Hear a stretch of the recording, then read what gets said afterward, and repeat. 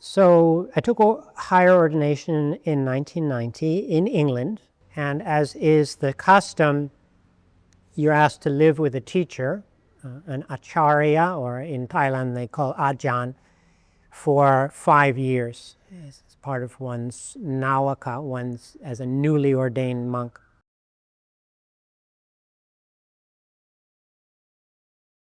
The monasteries there are branch monasteries of Wat Nong Papong, one of the main monastery of Ajahn Chah.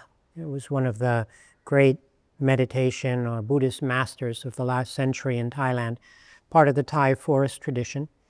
And Ajahn Sumedho was his first Western disciple who turned up at his doorstep. I think it was in around 1967 or 68. And then after a few more years, there was an interest by some Buddhists in England who came to Thailand to speak with Ajahn Chah and say, look, we would like to support a monastery in England. And Ajahn Chah went there to have a look for himself, to see what the conditions were like, and asked Ajahn Sumedho to be the first emissary. And whether Ajahn Sumedho wanted to do that or not, I'm not sure at the time. But whatever misgivings or apprehensions he might have had, I think part of in himself he was ready for the challenge and ended up doing quite a magnificent job, because there are now 5 branch monasteries in England and quite many more throughout the world who are associated, really following in Ajahn Sumedho's footsteps. And I then took higher ordination in Chithurst Monastery. You're asked to live with a teacher. So in that sense, it's like a vow of obedience. One doesn't just say, oh, by the way, next week I want to go and check out that monastery, or I want to travel to Sri Lanka or Burma. No, you very much one of living with a teacher for at least 5 years. And then after that period is finished, then one is almost always granted more autonomy and freedom to choose where one goes.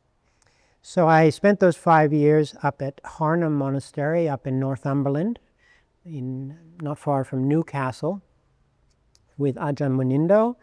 And when that time was finished, I had heard so many stories about Thailand. It was, you could say, it's almost like a mythology. It was wonderful stories of the old days and these great enlightened monks. And so I certainly had a lot of curiosity and wanted to see for myself. So I asked permission to come to Thailand. And so I came in 1994, and I ended up spending 8 years as a monk here in Thailand. And part of that time was in monasteries. Of course, in the rainy season, you're obliged to stay in one place for 3 months. But apart from those, the rainy season, one can also wander. So I spent 3 years just walking on what's called Tudong, which comes from the Pali word Dutanga, which is sometimes that's translated as ascetic practice, or there were certain allowances the Buddha gave for monks to test themselves. And so these 13 Dutanga rules are such. They're like, eat only 1 meal a day, eat only from your alms bowl, eat only food that you receive on your alms round and nothing that comes later, sleep in the forest, sleep in a cemetery. These are just examples. You can't practice all 13 at once because some cancel each other out. But it's a big part of the Thai forest tradition. And the monk from the Buddhist time who is really most famous for keeping them is Venerable Mahakassapa, who is the monk who initiated the first recitation of the first council after the Buddha passed away, because both Sariputta and Mahamoggallana had also passed away. Venerable Mahakassapa kept these Dutanga rules really throughout his whole lifetime, and part of the lifestyle, besides observing these 13 different, you could say, vows or exercises, what is to live an itinerant lifestyle.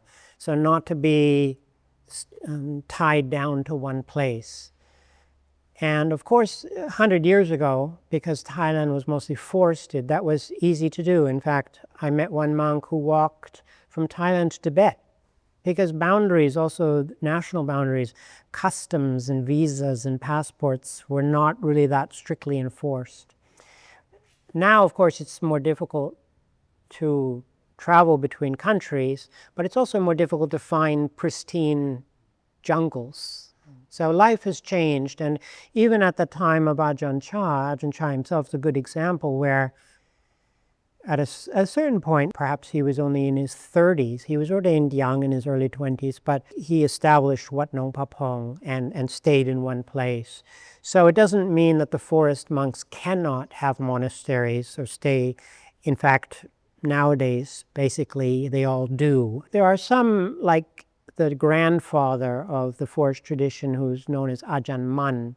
He did spend maybe 1 or 2 or 3 years in one place, but more or less he spent his entire life wandering. And so this tradition of the wandering monk, the itinerant monk, is still very much alive in Thailand. And so even along the highway, you can see monks walking barefoot with their large umbrella, which is called the grot, which then you also use as like a tent, because you hang it up on a piece of rope and you put mosquito netting down the sides, and you have so you get in and keeps the creepy crawlies out. And unless it rains very hard, you can stay bearably dry. But it's also light, and so it's in a way you're like a turtle carrying a house on its back. So I spent 8 years here, and then after those 8 years, I missed the community, the monastic community in England. So I asked to return there, and I was, at that time, the monastery in Devon was abandoned or empty, and so I asked to try and revive that as a living monastery, and so was granted permission and spent 4 years there as the abbot of Hartridge Monastery.